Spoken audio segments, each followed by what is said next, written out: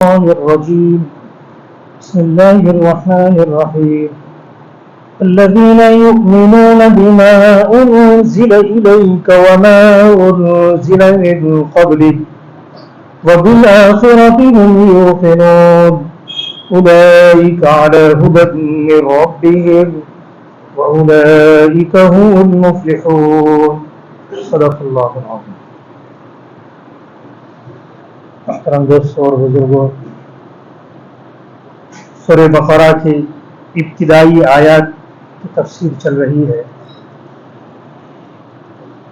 اس میں گزشتہ بتلایا تھا مومنین کے صفات، جو لوگ غیب پر یقین رکھتے ایمان لاتے ہیں اور نماز کو قائم کرتے ہیں، اور اللہ فرماتے کہ ہم نے جو ان کو رزق دیا ہے اس میں سے خرچ کرتے. آگے اللہ فرماتے ہیں والذین یؤمنون بما انزل الیک،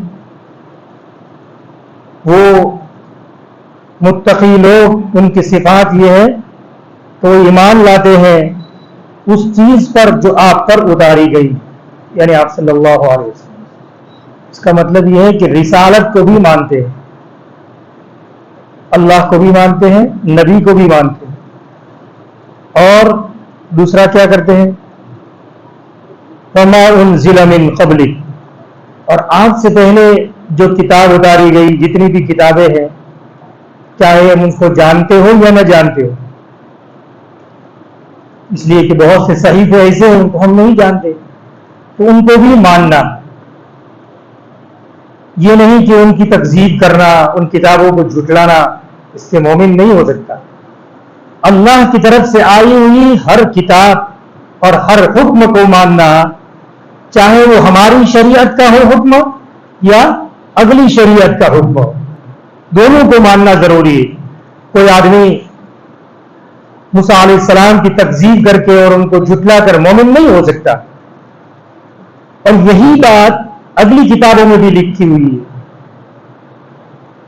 اگرچہ آج کے اہل کتاب یہود اور نصارہ جو ہے، یہود کو انگریزی زبان میں جیوز کہتے ہیں اور عیسائی کو کرسچن کہتے ہیں، عیسیٰ علیہ السلام کے ماننے والے، تو ان کی کتابوں میں بھی یہ لکھا ہوا ہے کہ آخری زمانے میں ایک نبی آئیں گے، ان کی بات کا ماننا بھی تمہارے لیے ضروری ہے. اور ہماری بھی کوئی یہی حکم ہے. آپ صلی اللہ علیہ وسلم کے بعد کوئی نبی آنے والا نہیں ہے، اس لیے آپ کی بات کی کوئی بات یہاں بیان نہیں کی، اور قرآن کریم میں کہیں بھی اس کو بیان تذکرہ نہیں کیا، اس لیے کہ آپ صلی اللہ علیہ وسلم آخری پیغمبر. تو یہ کہا بما انزل الیک وما انزل من قبلک، جو آپ پر اتاری گئی اور آپ سے پہلے جو اتاری گئی، ان دو کتابوں پر ایمان رکھتے ہیں. آگے اللہ فرماتے ہیں وبالآخرۃ ھم یوقنون، آخرت پر یقین رکھتے. ایمان سے بڑھ کر آگے، ایمان تو انسان کیا ہے، ایک ماننے کا نام ایمان، کہ میں مانتا ہوں اس چیز کو کہ میں مر کر دوبارہ زندہ ہونا ہے. ایک ہے ماننا، اور ماننے سے بڑھ کر آگے یقین. یوقنون فرمایا ہے، اوپر فرمایا الذین یؤمنون بالغیب، غیب کی باتوں پر ایمان لاتا ہے، تو وہ تو ہے، تو اس میں آ گیا آخرت غیب پوشیدہ ہے، مرنے کے بعد کے حالات پوشیدہ ہے، اس پر ایمان لانے کا اللہ نے حکم دے دیا. اور اس کی صفت کو بیان کرنے کے بعد بھی اللہ تعالیٰ ایک نئی صفت، ایک الگ چیز کو بیان کرتے ہیں، آخرت پر یقین رکھتا ہو. یہ بہت امپورٹنٹ چیز ہے. صرف ماننے سے کام نہیں چلے گا، ماننے سے کام نہیں چلے گا جب تک اس پر یقین نہ ہو جائے. تو یقین انسان کے دل میں بیٹھنا ضروری ہے. کوئی آدمی مسلمان اپنے آپ کو کہتا تو ہے، لیکن غلط مقدمات کسی پر کر کے، جھوٹ بول کے مال کو حاصل کرتا ہے، کسی کو پریشان کر کے مال کو حاصل کرتا ہے، تو وہ جانتا ہے یہ غلط، تو اس کی زندگی میں اگرچہ ایمان ہو لیکن یقین نہیں ہے اس کی زندگی میں، وہ آخرت پر یقین نہیں رکھتا. یہ بہت بڑی چیز ہے. दुनिया में मुसलमान अल्लाह के अहकामात पर अमल उसी वक्त कर सकता है, सिर्फ ईमान से नहीं कर सकता। ये बात याद रखिए, अल्लाह के अहकामात पर अमल करने के लिए सिर्फ ईमान काफी नहीं है, यकीन जरूरी है। इसीलिए आप अल्लाह रब्बुल इज्जत ने इसको मुस्तकिल अलग से बयान किया। ऊपर अल्लज़ीना युमिनून बिल गैब कह देने के बावजूद व बिल आखिरति हुम यूक़िनून, ये काम कानून दुनिया के लोग चाहे बनाए, कोई भी हो, उस कानून पर अमल करने के लिए कुरान करीम का जितने भी अहकामात उस पर अमल करने के लिए आदमी को यकीन की जरूरत है। जितना कमजोर यकीन उतना ही अमल कमजोर, कि मर कर अल्लाह के सामने मुझे मुंह दिखाना है, ये उसके सामने आ गया। कितना आप सल्लल्लाहु अलैहि वसल्लम के सहाबा किराम वो कैसा मजबूत यकीन था, कुछ भी हो जाए, लेकिन अल्लाह के रसूल सल्लल्लाहु अलैहि वसल्लम ने कह दिया बस बात। मदीना मुनव्वरा के लोग, मैंने शायद कभी कहा था इसको, बैअत करने आए मक्का मुकर्रमा में हज के जमाने में, तो उन्होंने पूछा था कि हम आपको मदीना मुनव्वरा ले जाएंगे तो हमें क्या मिलेगा? तो आप सल्लल्लाहु अलैहि वसल्लम ने क्या कहा? जन्नत। बहुत से लोगों ने कहा दुनिया की हुकूमत हमें मिलनी चाहिए। आप सल्लल्लाहु अलैहि वसल्लम ने कहा इसका मैं कोई जिम्मेदार नहीं हूं, अल्लाह जिसको चाहे दे। लेकिन उन्होंने कहा कि जन्नत, आप सल्लल्लाहु अलैहि वसल्लम ने जब कहा तो बिल्कुल ठीक है, हम इस पर राजी हैं।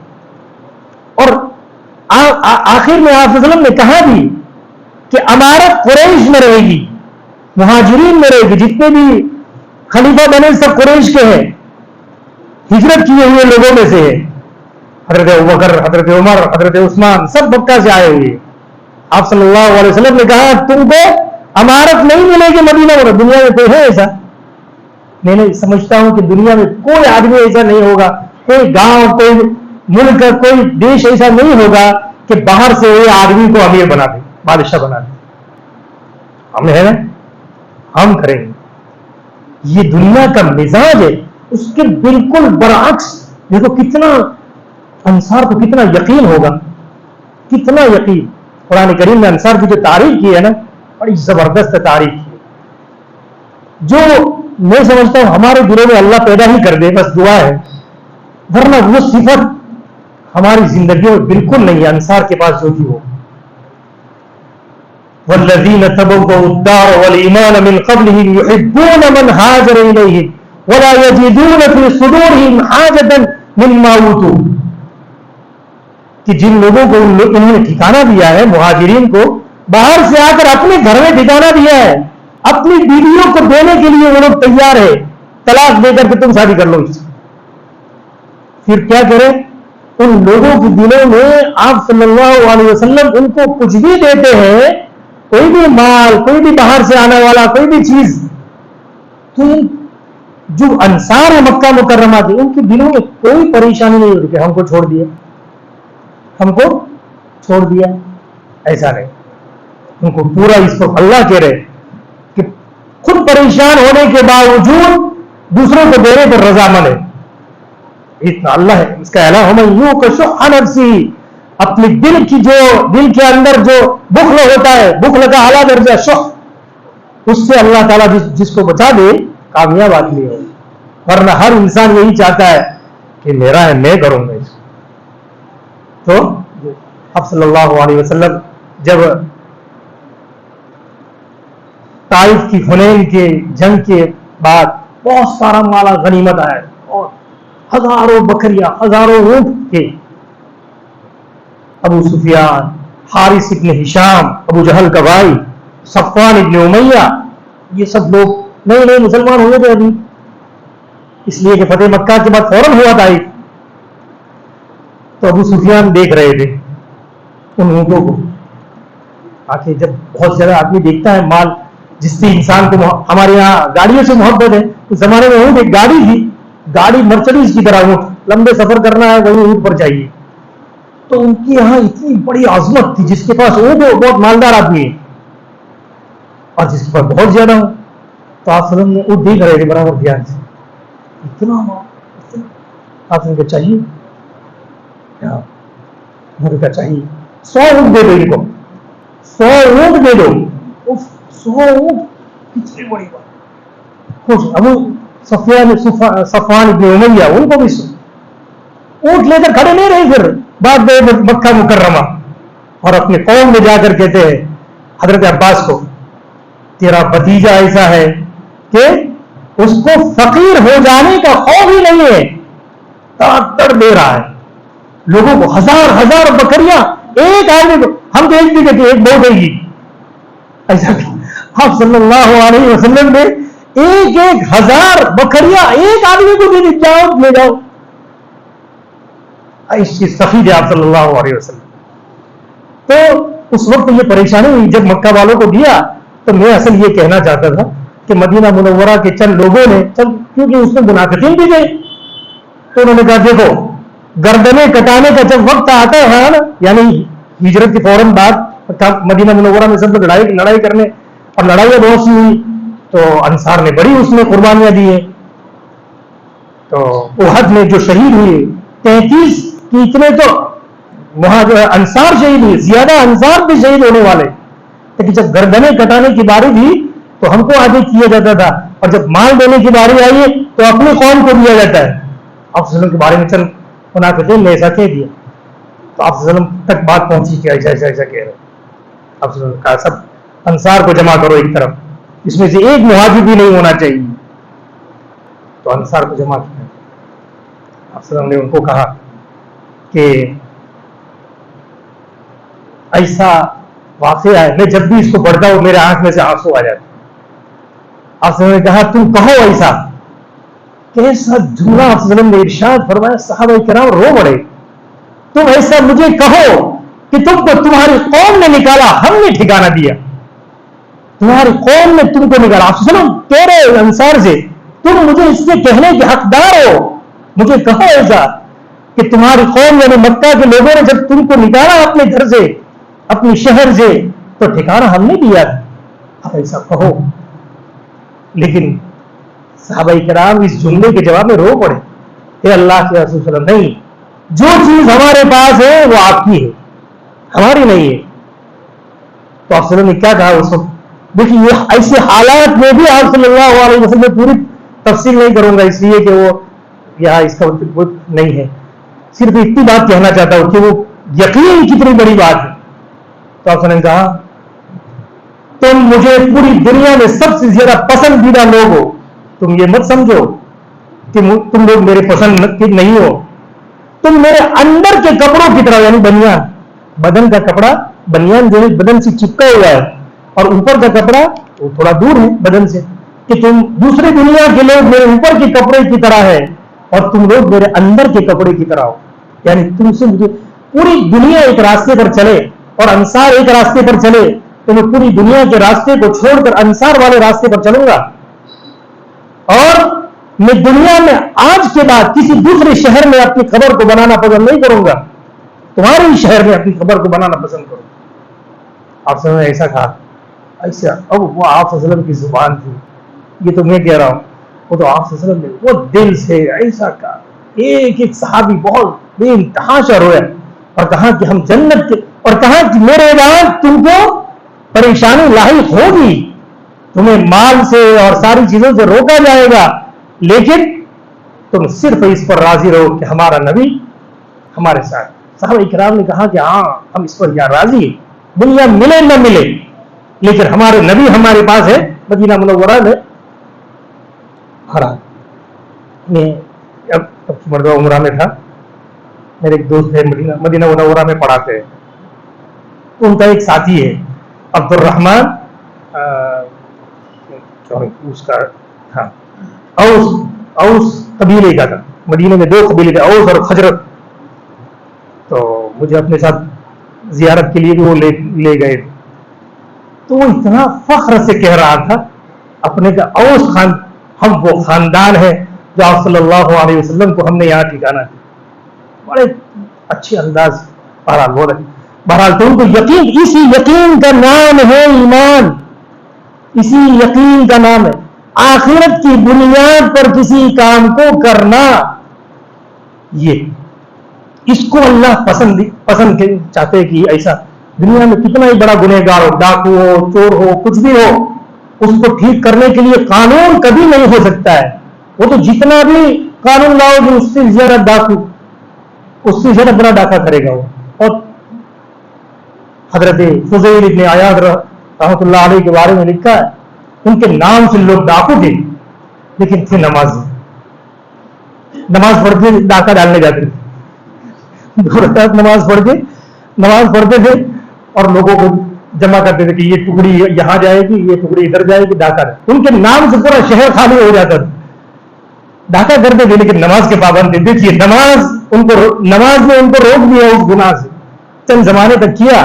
لیکن قرآن کریم کی ایک آیت سننے سے الذین آمنوا، کیا تمہارے پاس وہ وقت نہیں آیا کہ اللہ سے ڈرو؟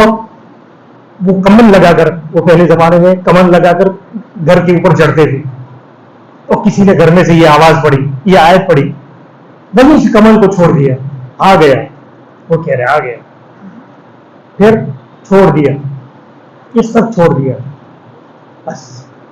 تو دنیا کے قانون نے ان کو گناہ سے نہیں روکا، ان کو آخرت کے یقین میں روکا. اور وہ دل میں یقین تھا. یا اللہ، ہم بزرگوں کے پاس نہیں بیٹھے، ان کے دلوں میں وہ یقین ہوتا ہے جو منتقل ہوتا ہے. ایک زمانہ ہے، ہارون رشید مکہ مکرمہ میں حج کے لیے گیا، تو ہارون رشید بڑا نیک دل آدمی تھا. اس کو نیک لوگوں کی محبت کے ساتھ ساتھ نیک دل آدمی کی تلاش میں رہتا تھا. دل جس کا نیک ہو، نیک تو ساری دنیا ہے لیکن ایک دل کی بھی نیکی بڑی ہوتی ہے. تو اس نے اپنے وزیر یحییٰ برمکی، اس کا وزیر تھا، اس نے اس کو کہا مکہ مکرمہ میں آیا ہوں، یہاں بہت سارے بزرگ لوگ ہوں گے، میں کسی بزرگ کی ملاقات کرنا چاہتا ہوں، اہل دل ہو، جس کا دل ہو. تو برمکی بہت بڑا وزیر تھا، مسلمان، اور بڑا محدث تھا، اچھا عالم تھا. تو اس نے بہت سارے لوگوں کی ملاقاتیں کروائی، بڑے بڑے محدثین کی. تو ہر وقت جب ان کی ملاقات کر کے باہر نکلتا تھا ہارون رشید تو کہتا تھا مزہ نہیں آیا، یعنی وہ دل میں جو مجھے چاہیے وہ لطف نہیں آیا، مجھے وہ لطف چاہیے، دل کا لطف چاہیے، سرسری نہیں. اخیر میں وہ فضیل ابن عیاض کے پاس لے گیا، یحییٰ برمکی، رات کے اندھیرے میں کہیں رہتے ہوں گے مکہ مکرمہ. پوچھا کہ خلیفۃ المسلمین تشریف لائے، بلاؤ. تو اندر جا کے ہارون رشید بزرگوں کی بڑی قدر کرنے والا تھا، تو اس نے جا کر مصافحہ کیا، سلام کر کے انہوں نے بٹھا دیا. وہ تو عالیشان گھر تو تھا نہیں، سیدھا سادہ غریب آدمی تھے. تو مصافحہ کر کے ہارون رشید تو بادشاہ تھا، کبھی اس نے اٹھا کر ایک گلاس بھی نہیں دیا ہوگا. بادشاہ تھا، چاروں طرف جوتے پہنانے والے، کپڑے پہنانے والے، ٹوپی پہنانے والے، سب کے غلام الگ الگ. اب وہ کیوں گلاس دے گا؟ تو اس کے ہاتھ بہت نرم تھے، روئی کی طرح تھے اس کے ہاتھ، اس لیے کہ کام نہیں کیا ہے، کام کرے گا تو لوہے کی طرح سخت ہو جائیں گے. آپ صلی اللہ علیہ وسلم کو ایک آدمی سے ملاقات ہوئی تو پتھر کی طرح اس کا ہاتھ تھا. ارے آپ نے کہا اتنا مضبوط، اتنا ہاتھ تمہارا پتھر کی طرح کیسے؟ تو کہا کہ میں پتھر کا کام کرتا ہوں. پتھر، آپ نے کہا بہت بڑھیا کام ہے تمہارا، بہت اچھا ہے. خوش ہوئے آپ ضرور سے کہ کام کر کے اس کے ہاتھ مضبوط ہے. بہرحال تو اس کے ہاتھ بہت نرم تھے. اب وہ جو فضیل ابن عیاض نے اس پر تقریر، اس کے نرم ہاتھ پر جو تقریر کی ہے اور رات کے اندھیرے میں، آج ہمارے یہاں مصیبت یہ ہے کہ اندھیرے سے دہشت ہے، اندھیرے سے دہشت. حالانکہ اندھیرے میں اللہ بہت اچھا آ جاتا ہے. کر کے دیکھیے اندھیرے میں، بس والا، بس ڈرائیور ہوتا ہے تو اپنی لائٹ بند کر دیتا ہے، لائٹ آگے والی لائٹ چالو ہوتی ہے تو فٹافٹ بند کرتا ہے. کیوں؟ دماغ کی یکسوئی کے لیے اندھیرا چاہیے. تو وہ یکسوئی اس کے اندھیرے سے اس کو پوری نگاہ کی توجہ کو ایک طرف رکھنے کے لیے مددگار ہے. تو رات کا اندھیرا بھی توجہ کے لیے مددگار ہے. لائٹ کوئی بھی آئے گا، کون آئے، اس کی نظر نہیں پڑے گی، اور اندھیرا ہوگا تو کچھ دکھائی دے گا. چپ چاپ ایک آدمی اللہ سے بس مست ہوگا. تو فضیل ابن عیاض نے اندھیرے میں کہا اے ہارون رشید، تمہارا یہ ہاتھ کتنا نرم ہے روئی کی طرح، کیا تم پسند کرو گے کہ کل قیامت میں یہ ہاتھ تمہارا جہنم میں جلے؟ ایسا کر کے ایک جملہ میں نے ان کی تقریر کا ایک جملہ کہا، ایسا کر کے اس نے ہارون رشید کو ایسی تقریر کی، ہارون رشید روتے روتے لوٹ پھوڑ ہو گئے۔ اور پھر اخیر پہر میں جب ان کے گھر سے باہر نکلا، کہا کہ آج میرے دل میں وہ سکون ہے، ان کی ملاقات سے میں بیان نہیں کر سکتا۔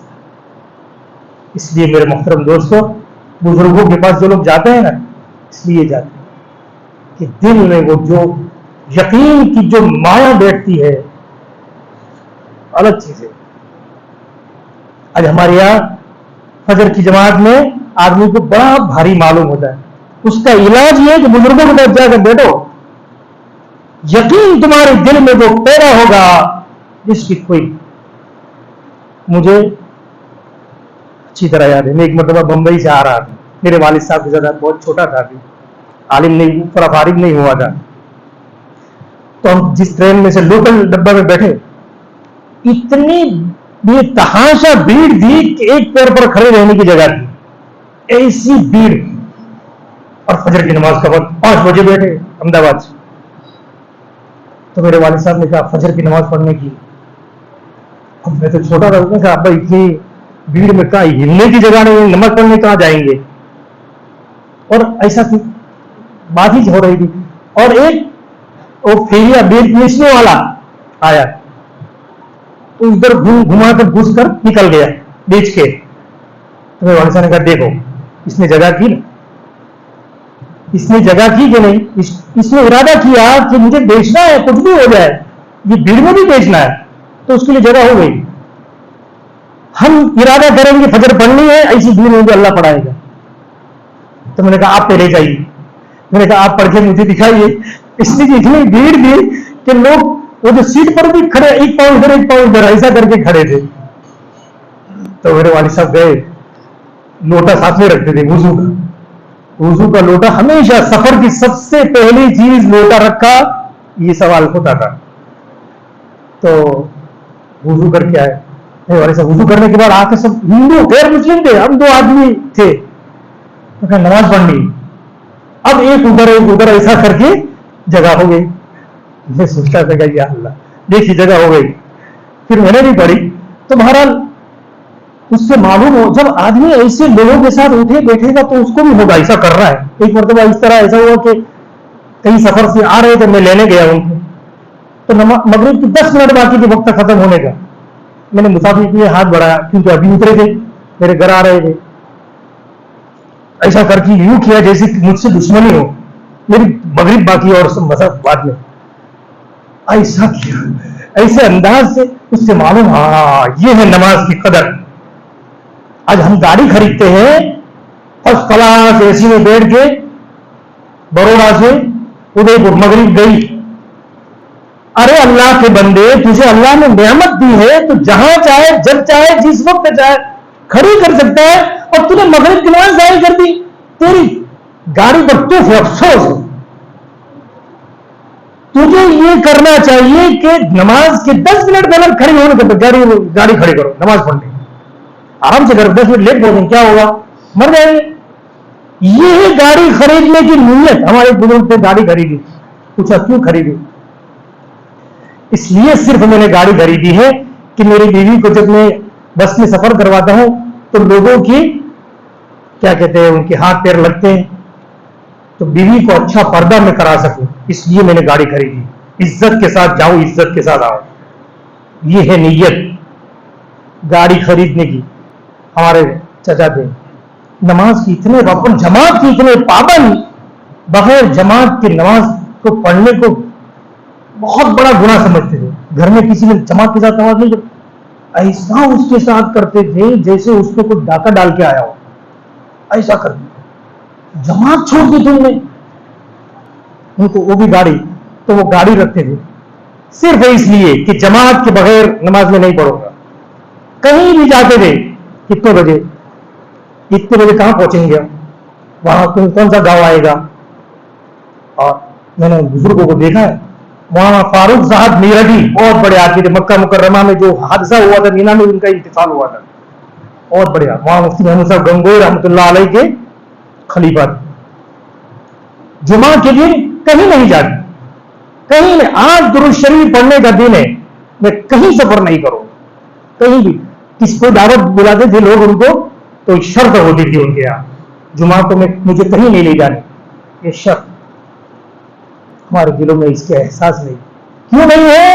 اس کی وجہ اللہ نے بیان کی ہے, وبالآخرۃ ھم یوقنون, وہ آخرت پر یقین نہیں رکھتے, اس لیے سب مصیبت ہے. وہ یقین آ جائے, اس یقین کو پیدا کرنے کے لیے آدمی کو محنت کرنے کی ضرورت ہے, تو انشاءاللہ اللہ تعالیٰ اس کے دل کے لیے آسان کر دے گا. وبالآخرۃ, تو اس میں یقین بہت بڑی چیز ہے. اللہ تعالیٰ نے قرآن کریم میں یقین کو بیان کیا. آج میں نے پڑھا عین الیقین گڑبڑ ہو گیا, عین الیقین حق الیقین, تو ابھی الآخرۃ ھم یوقنون پر لکھا ہے کہ یقین آدمی کا 3 طرح کا ہوتا ہے, ایک عین الیقین, ایک عین الیقین, اور ایک حق الیقین. 3 طرح کا ہوتا ہے. ایک طرح کا آدمی یقین کے مثال کے طور پر کہ آگ جلاتی ہے, ہر آدمی کو پتا ہے کہ آگ جلاتی ہے, اس کا نام ہے علم الیقین. صرف اس کو یقین کہیے کہ یقین, کہ آدمی کو اس کا یقین ہے. اور دوسرا ہوتا ہے عین الیقین, کسی آگ جلی ہوئی ہے, جل رہی ہے, اور اس میں کسی آدمی کو یا کسی پرندے کو یا کسی لکڑی کو آپ ڈال دو اور وہ آگ اس کو جلاتی ہے, اور آپ دیکھ رہے کہ آگ اس کو جلا رہی, اس کو کہتے ہیں عین الیقین. اور تو قرآن میں لائے گا لترون الجحیم ثم لترونها عین الیقین, کہ وہ جہنم کو دیکھیں گے, یہ لوگ جہنم کو دیکھیں گے, اور کیسا دیکھیں گے؟ لترونها عین الیقین, عین الیقین کے حساب سے دیکھیں گے. یعنی جہنمی لوگ اس میں جل رہے ہوں گے, تڑپ رہے ہوں گے, وہ جلتے ہوئے دیکھیں گے. اور قرآن میں جگہ ہے وَإِنَّهُ لَحَقُّ الْيَقِينِ, سورہ حاقہ میں ہے. اب حق الیقین کس کو کہتے ہیں؟ جو آدمی شک میں ہے اسی کو اٹھا کے آگ میں ڈال دو, وہ خود جل رہا ہے, تو کیا ہوگا؟ وہ کہے گا کہ میں آگ نہیں جلاتی ہے, وہ کہے گا, وہ خود جل رہا ہے. خود آدمی کے اوپر مصیبت اب جو آئے اس کو کہتے ہیں حق الیقین, یقین ہو گیا. تو اس کو کہتے ہیں, یہ ایسا یقین دل میں ہونا یہ بہت ضروری ہے. ایسے لوگوں کے لیے اللہ کہہ رہے اولئک علی ھدی من ربہم. جب تک یہ یقین نہیں ہے اپنے آپ کو ہدایت پر مت سمجھو کہ میں تو بہت بڑا مسلم ہوں. آج مصیبت یہ ہے, ہر آدمی اپنے آپ کو اچھا سمجھتا ہے. یہ سب سے بڑی مصیبت ہے کہ میں اپنے آپ کو سمجھتا ہوں کہ میں تو بہت بڑا نیک آدمی ہوں. یہ نہیں, آدمی نیک ہونا حرام ہے, اپنے آپ کو نیک سمجھنا حرام ہے, یاد رکھو. ہاں, اسی کو کیا کہتے ہیں عجب, دوسری زبان میں, جس کو سب کو سمجھنا ہے اس لیے 2 طرح سے سمجھا رہا ہوں کہ عجب یعنی اپنے آپ کو اچھا سمجھنا. اب کیا میں بتلاؤں, بات لمبی ہوتی جا رہی ہے. آپ صلی اللہ علیہ وسلم دیکھیے کتنے بڑے نبی ہے, اور کیسا آپ کا عمل, کیسا کام, کیسا کوئی کر نہیں سکتا دنیا میں, چاہے وہ نبی کیوں نہ ہو, لیکن آپ صلی اللہ علیہ وسلم جیسا کوئی کام نہیں کر سکتا. لیکن بدر کے اندر جو اللہ کی مدد آئی اور اتنی بڑی حکومت قائم ہوئی, مکہ فتح ہوا, سب کچھ ہوا, کہ کس کی وجہ سے ہوا؟ آپ صلی اللہ علیہ وسلم کی وجہ سے ہوا. تو دیکھیے ہم سب یہی کہتے ہیں کہ آپ صلی اللہ علیہ وسلم, لیکن آپ صلی اللہ علیہ وسلم کیا کہہ رہے ہیں جب طواف کر کے صفا مروہ پر آپ صلی اللہ علیہ وسلم تشریف لے جاتے تو کیا کہتے ہیں؟ حزم الاحزاب وحدہ, حزم الاحزاب وحدہ ونصر عبدہ, کہ اللہ نے اپنے بندے کی مدد کی اور اس تنے تنہا نے تمام لشکروں کو پسپا کر دیا. ہم ہوتے تو کیا کریں, میری وجہ سے میں نے پوری مکہ اور پوری حجاز عرب میں حکومت قائم کی, میں نے کیا. ایسا تھوڑا سا کام کر, ہمارا ذریعہ تھا میرے سے، ارے بہت سے ذریعہ بھی نہیں کہتے، میں نے کیا. اور آپ سلم کیا کرے، حزم الاحزاب وحدہ، پورے تمام لشکروں کو اور جتنے اللہ کے دشمن جو ہمارے پاس آئے تھے لڑنے کے لیے، ان سب کو جو اللہ تعالیٰ نے شکست دی، کس نے دی؟ صرف اللہ نے دیا، میرا اس میں کوئی حصہ نہیں. نبی یہ کہہ رہا ہے. اور آج ہم سب اپنے سے مطمئن ہیں اور دوسرے سے بدگمان ہیں، دوسرے سے بدگمان کہ وہ تو ایسا ہی ہے، وہ ایسا ہے، ذرا گزرا ادھر سے تو بس سمجھ لو کہ اس کے بارے میں کوئی نہ کوئی ضرور ایک اچھا جملہ اس کے بارے میں کہے گا کہ یہ تو ایسا ہے. اچھا جملہ وہ اپنے اعتبار سے وہ پکا وہ خوشی ہے. ارے پکا تو اپنے آپ کو نہیں پہچانتا ہے، سب کو پہچانتا ہے، تو اپنے کو نہیں پہچانتا. یا اللہ، یہ افسوس. اپنے آپ کو اچھا سمجھنا یہ حرام ہے، یاد رکھنا. کبھی اپنے کو اچھا نہ سمجھو. مجدد الفسانی رحمۃ اللہ علیہ نے لکھا، کتنا بڑا مجدد آدمی ہے.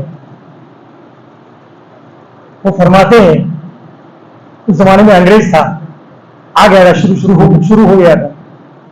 تو لکھا کہ اگر انگریز کو بھی اگر تم نے اچھا سمجھا تو تمہارے دل میں کھو دے. انگریز کو بھی. وہاں رحمۃ اللہ علیہ کا جملہ عجیب و غریب ہے کہ فرماتے ہیں کہ فی الحال، خود اپنے بارے میں فرماتے ہیں، فی الحال میں تمام مسلمانوں سے اپنے آپ کو حقیر سمجھتا ہوں اور معال کے اعتبار سے کافر کو بھی اچھا سمجھتا ہوں. معال کے یعنی انجام کے اعتبار سے. ابھی سب مسلمان ہیں تو میں سب مسلمانوں سے اپنے آپ کو اتنا بڑا، اشرف علی تھانوی 1000 کتابیں جس نے لکھی ہے، عجیب و غریب اللہ نے کمال کا آدمی پیدا کیا ہے. تو کیا کہہ رہے ہیں؟ فی الحال ابھی تمام مسلمانوں سے میں اپنے آپ کو اچھا نہیں سمجھتا، کسی سے بھی اپنے آپ کو اچھا نہیں سمجھتا. وہی آپ صلی اللہ علیہ وسلم نے کہا کہ مجھے یونس ابن متہ پر فضیلت مت دو. یونس ابن متہ پر، یونس علیہ السلام پر جو مچھلی کے پیٹ میں چلے گئے تھے، خود آپ حدیث میں ہے کہ اس پر فضیلت مت دو مجھے. تو اب وہاں فرماتے ہیں رحمۃ اللہ علیہ کہ تمام مسلمانوں سے اپنے آپ کو میں حقیر سمجھتا ہوں فی الحال، اور انجام کے اعتبار سے ہر کافر کو بھی میں اچھا سمجھتا ہوں کہ ہو سکتا ہے اللہ تعالیٰ مرنے سے پہلے اس کو ہدایت دے دے، مسلمان ہو کر جنت میں جائے، ہو سکتا ہے ایسا. لہذا کافر کو بھی میں اپنے سے حقیر نہیں سمجھتا. یہ ہے دل کی بیماری، یہ ہے دل کی بیماری. یہ ہمارے دلوں میں قرآن کے ذریعے سے ہمیں سمجھ میں آئے گا. تو کہہ رہے اللہ تعالیٰ یہ سب چیزیں اپنے دلوں میں پیدا کرنے کی ضرورت ہے.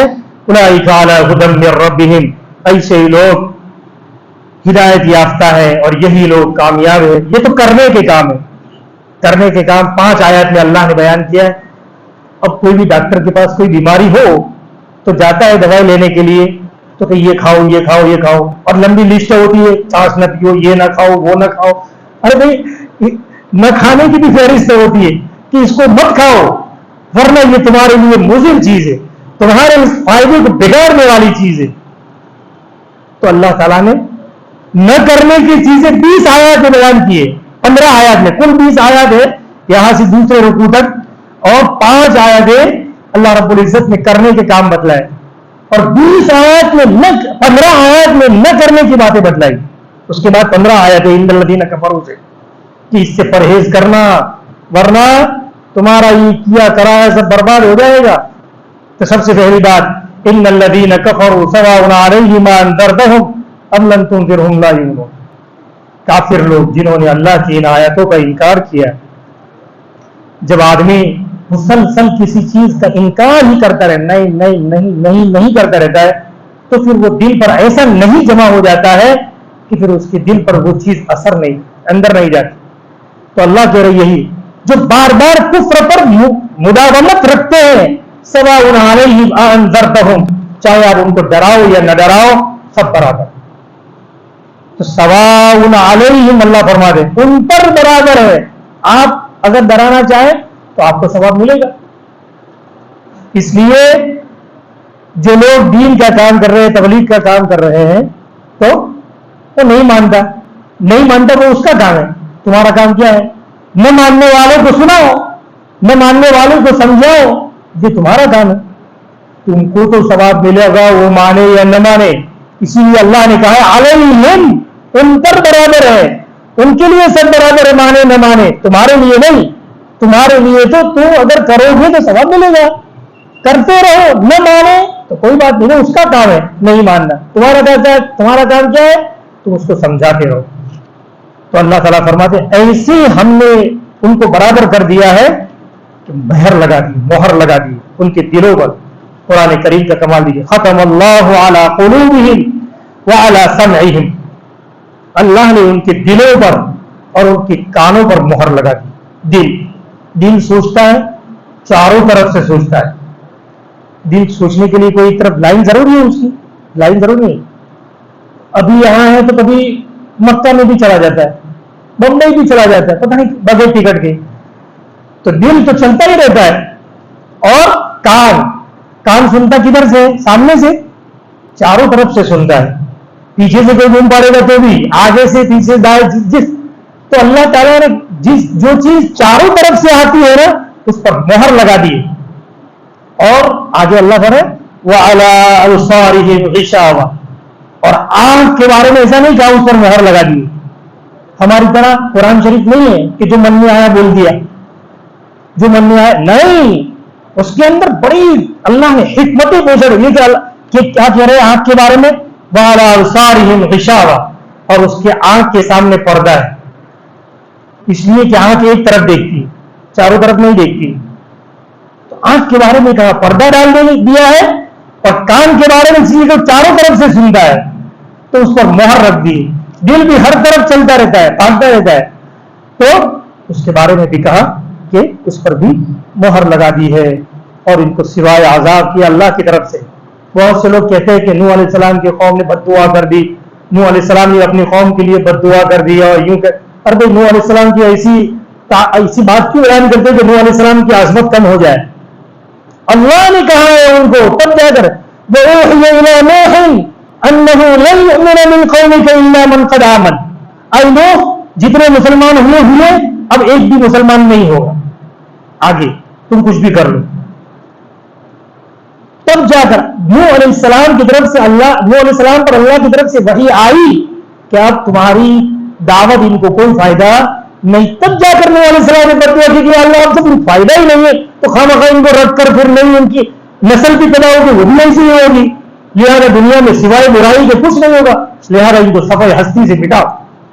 تب جا کر دعا کی، نبی ایسے ہی دعا نہیں کر دیتا ہے، اللہ کی طرف سے وحی آتی ہے کہ یہ اس کے ساتھ آگے کیا معاملہ ہوگا، تو پھر جا کر تو اللہ تعالیٰ نے یہ کہا کہ مہر لگا۔ اب دیکھیے حقیقتاً اللہ تعالیٰ نے ہمارے اوپر احسان، ہمیشہ احسان ماننا چاہیے، اللہ شکر ادا کرنا چاہیے، 2 رکعت پڑھنی چاہیے، اللہ ایمان دیا عمل صالح، اس پر 2 رکعت شکر پڑھنا چاہیے۔ بہت سب اگر صرف دیکھنے سمجھنے اور چیزوں کو دیکھ کر اگر کوئی صرف مسلمان ہو جاتا اللہ کی توفیق کے بغیر، تو دنیا میں سب سے پہلا مسلمان ہونے والا کون ہوتا پتا ہے؟ ڈاکٹر۔ سب سے پہلا مسلمان ہونے والا ڈاکٹر، وہ اللہ کی چیزوں کو دیکھتا ہے، دلوں پورے جسم میں کیسی چیزیں ہیں، کیسی چیز ذرا تھوڑا سا ادھر سے ادھر ہو گیا بس اسی کا نام بیماری ہے۔ تو ڈاکٹر اللہ نے کیا کیا اپنے قرآن کریم میں اللہ نے فرمایا فی انفسکم، تم کو ایمان لا رہے ہیں اپنی جسم میں دیکھو مسلمان بن جاؤ گے۔ لیکن اللہ تعالیٰ ڈاکٹر کتنے بڑے بڑے ڈاکٹر دنیا میں گزرے لیکن نہیں، مہر لگا دی، مہر، یہ مسلمان نہیں ہو سکتا۔ اور ایک بیچارہ سیدھا سادہ ان پڑھ گوار، کچھ آتا باتا نہیں ہے لیکن وہ مسلمان ہے۔ ایک عیسائی ایک جگہ سب کو مسلمانوں کو جمع کرتے کہہ رہا ہے کہ عیسیٰ علیہ السلام اللہ کے بیٹے ہیں، عیسیٰ علیہ السلام اللہ کے بیٹے ہیں۔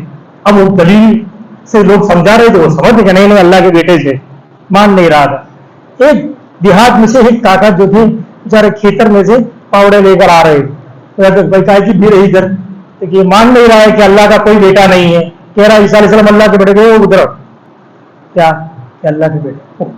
دیکھیے ایک جاہل آدمی ہے لیکن وہ اس کو ایسا سمجھتا ہے کہ وہ پوٹلا بستر لے کر بھاگ جاتا ہے۔ کیا کہہ رہا ہے कितने बेटे हैं अल्लाह के? एक तो हो ही नहीं सकता है। अल्लाह कितने साल से है? अल्लाह कितनी उम्र, अल्लाह की उम्र कितनी है? ओ अल्लाह तो बहुत बड़ी उम्र के, वो हमेशा से हमेशा रहेगा। तो कहा कि गलत बात, अल्लाह का एक बेटा नहीं होगा। मैं 50 साल का, मेरे 10 बेटे हैं, और अल्लाह का इतना बड़ा, अल्लाह इतनी बड़ी उम्र का, और उसका एक ही बेटा, एक हो ही नहीं सकता है। जाओ, ऐसा करके उसको समझा कि यार ये जाहिल की सामने कोई दलील चलेगी नहीं। अब चलो, मैं 50 साल का और मेरे 10 बेटे, और अल्लाह ताला इतनी बड़ी उम्र का और उसका एक बेटा मैं नहीं मानता। तो बहरहाल तो ये बहुत सी मरतबा अल्लाह ताला, देखिए जाहिल है लेकिन उसको यकीन कितना है अल्लाह पर, कि अल्लाह ताला हमेशा से उसकी कोई औलाद नहीं है। तो उसको समझने के लिए कोई बहुत बड़ी इल्म की जरूरत नहीं है, तौफीक की जरूरत है। इल्म की जरूरत नहीं है, इल्म से नहीं समझ में आएगा, वो अल्लाह की तौफीक से समझ में आएगा। अल्लाह ताला हमें सही तौफीक अता फरमाए। अल्लाहुम्मा लकल हम्दु हम्दन कमा यंबग़ी लिजलाली वजहिक व अज़ीम सुल्तानिक। या अल्लाह अपनी मोहब्बत हमारे दिलों में पैदा फरमाइए, अपना यकीन हमें अता फरमाइए। या अल्लाह आपके कलाम के हर हर्फ में, हर हुक्म में या अल्लाह हमें बेइंतहा यकीन अता फरमाइए। यकीन के साथ उस पर अमल की तौफीक अता फरमाइए। बेयकीनी की जिंदगी से अल्लाह हमारी हिफाजत फरमाइए। दुनिया में सरसरी जीने से हमारी हिफाजत फरमाइए। या तेरे अहकाम को पसे पुश्त डालकर अपनी मर्जी की, अपनी खुशी की, अपनी ख्वाहिशात की जिंदगी गुजारने से हमारी हिफाजत फरमाइए। अहकमुल हाकिमीन, या अल्लाह सल्लल्लाहु अलैहि वसल्लम से बेइंतहा इश्क व मोहब्बत अता फरमाइए, जो आपके हर तरीके को हमारे लिए अपनी जिंदगी में लाना हमें आसान कर दे। ऐसी या अल्लाह मोहब्बत अता फरमाइए। अहकमुल हाकिमीन, देखने वालों में से हर एक के दिलों को या अल्लाह ईमान व अमाल में से, हम में से हर एक को भर दीजिए। हमारे अल्लाह बच्चों के दिलों में हमारे ईमान, या अल्लाह हमारे बच्चों के दिलों में ईमान व अमाल को भर दीजिए। हमारी नस्लों के दिलों में या अल्लाह ईमान व अमाल को भर दीजिए। हाकिमीन, ईमान से हमें भी या अल्लाह महरूम न फरमाइए। या अल्लाह हमारे औलाद में से किसी को बेईमान न फरमाइए। या अल्लाह शिर्क, बुत परस्ती और या अल्लाह आपके या अल्लाह मानने में और आपके ईमान में शक के पैदा हो जाने से भी हमारी हिफाजत फरमाइए। हाकिमीन, या अल्लाह कुरान के नूर से हम तमाम को मुनव्वर फरमाइए। खबर में कुरान का नूर अता फरमाइए, हश्र में कुरान के नूर से हमें या अल्लाह नजात अता फरमाइए। हर कुरान के नूर के जरिए से हमें नजात अता फरमाइए।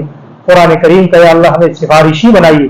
कुरान करीम को हमारे लिए सिफारिशी बनाइए, हमारे लिए हमारे खिलाफ हुज्जत बन जाने से हमारी हिफाजत फरमाइए। रात दिन इसको पढ़ते रहने की, समझने की तौफीक अता फरमाइए। या अल्लाह हमारे इस मदरसे में जो भी हुफ़ाज़ कुरान करीम को हिफ्ज़ कर रहे हैं, उनको याद करना, याद रखना आसान फरमाइए। या अल्लाह उनके जहन को वसी बनाइए, उनके हाफ़ज़े को क़वी बनाइए। हाकिमीन, या अल्लाह हमारे बच्चों को कुरान का आलिम, या अल्लाह आलिम और आमिल, और या अल्लाह उस पर अमल करने वाला बनाइए। हाकिमीन, या अल्लाह जो मांगा वो भी अता फरमाइए। बैठने वाले लोगों के दिलों में जो भी जायज़ तमन्नाएं हो, इस कुरान करीम की बरकत से या अल्लाह तमाम की जायज़ तमन्नाओं को अपने खजाने गैब से पूरी फरमाइए। सल्लल्लाहु तआला अला खैरि खल्क़िही मुहम्मद व आलिहि व सहबिही अजमईन।